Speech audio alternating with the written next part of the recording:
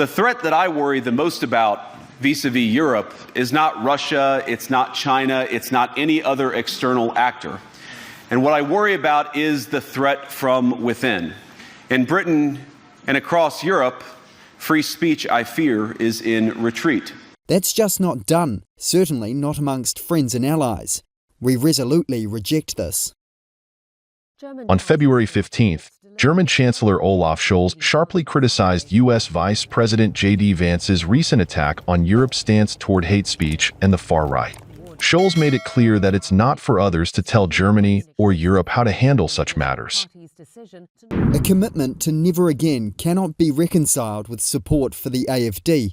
That's why we will not accept it if outsiders intervene in our democracy, in our elections, and in the democratic formation of opinion in favour of this party. That's just not done, certainly not amongst friends and allies. We resolutely reject this.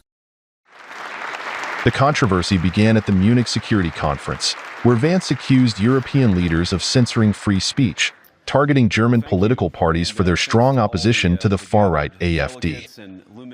The threat that I worry the most about vis-a-vis Europe is not Russia, it's not China, it's not any other external actor.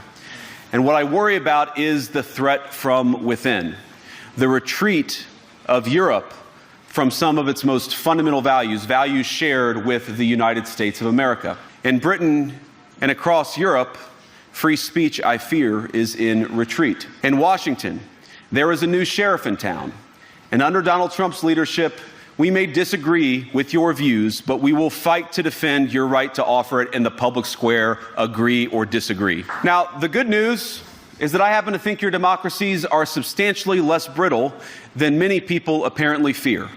And I really do believe that allowing our citizens to speak their mind will make them stronger still.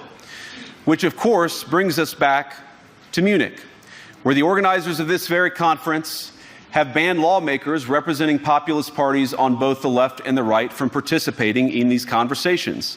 Now again, we don't have to agree with everything or anything that people say, but when people represent, when political leaders represent an important constituency, it is incumbent upon us to at least participate in dialogue with them.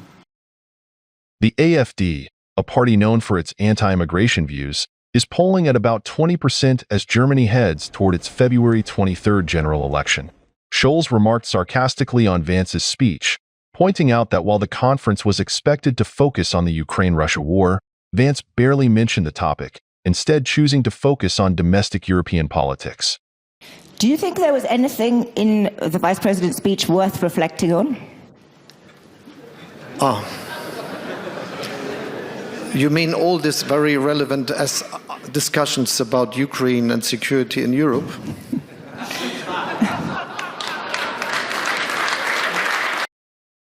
In another development, Scholz forecasted that the next German government would create an exemption to the country's constitutional debt limits, specifically for defense and security spending. He expressed confidence that the upcoming election results would lead to these adjustments, easing the restrictions of Germany's debt brake policy.